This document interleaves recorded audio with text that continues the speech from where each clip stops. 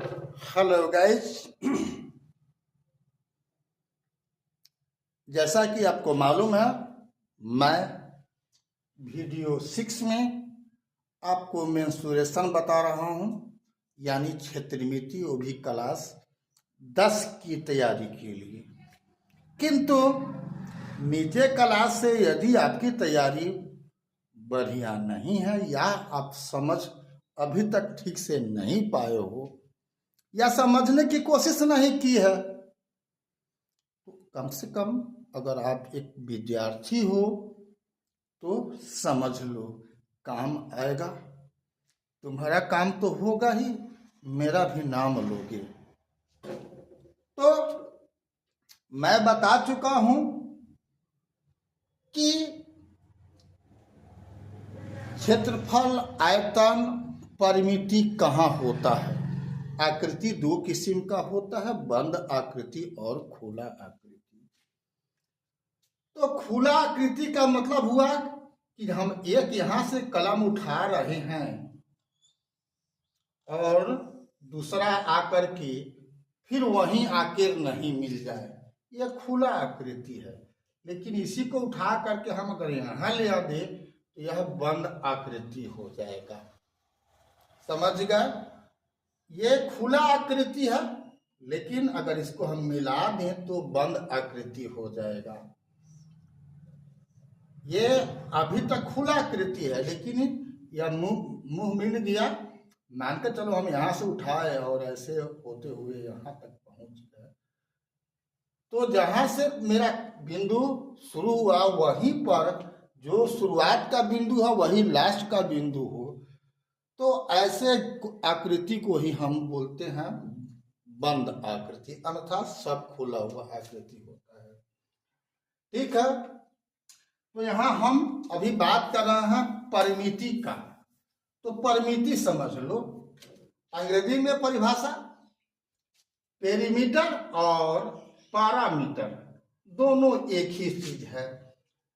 The total length of the circle of any shape is called perimeter. आकृति जिस घेरे से घिरी होती है उसके कुल लंबाई को परिमिति या घेरा कहते हैं। तो ये मान के चलो, सबसे फर्स्ट आकृति जो आपको पढ़ना है त्रिभुज का। तो परिमिति का मतलब हुआ ये जो आकृति है त्रिभुज, त्रिभुज तीन भुजाओं से घिरा हुआ क्षेत्र होता है। तो तीनों भुजा का जो फल, ये मान के चलो ए है, ये बी है, ये सी है, तो इसका परिमिति क्या होगा? परिमिति होगा A plus B plus C by 2। चाहे मीटर में हो, सेंटीमीटर में हो, इंच में हो, फीट में हो, जाति में हो, जितना होगा उतना मान के चलो कि मीटर है तो मीटर कह दिए, सेंटीमीटर होगा तो सेंटीमीटर होगा। सॉरी, ये अर्ध परिमिति हो गया, गलती है बोल दिए। परिमिति होगा ए प्लस बी प्लस सी, जितना होगा उतना मीटर। मान के चलो कि अब 100 आ जाता है तो 100 मीटर, चाहे 100 सेंटीमीटर। अगर अर्ध परिमिति कहता है तो इसी का आधा हो जाएगा, बाटा में 2 लिख दो। ठीक है, ये हुआ क्योंकि ये अलग अलग माप का है तब।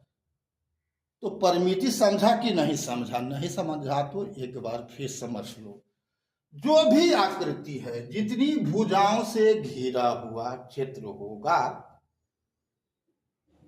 तो वृत्त को छोड़ करके जो भी आकृति है सब भुजा से ही घिरा होता है। ठीक है, तो त्रिभुज में 3 भुजा है तो तीनों भुजा का जोड़ दो, बाई द वे ये तीनों बराबर हो जाए। तीनों अगर ए और ए है तो इसका परिमिति क्या होगा? ए प्लस ए, मतलब क्या हो गया? 3a। समझ में आया? तीनों भुजा समान ही है। मान के चलो कि 5 होता था, क्या होता? 5 प्लस 5, तो 5 प्लस 5 को लिख सकते हो 3 गुना 5 यानी 15। तो वही हुआ 3 गुना यहाँ पर 5 बराबर 15।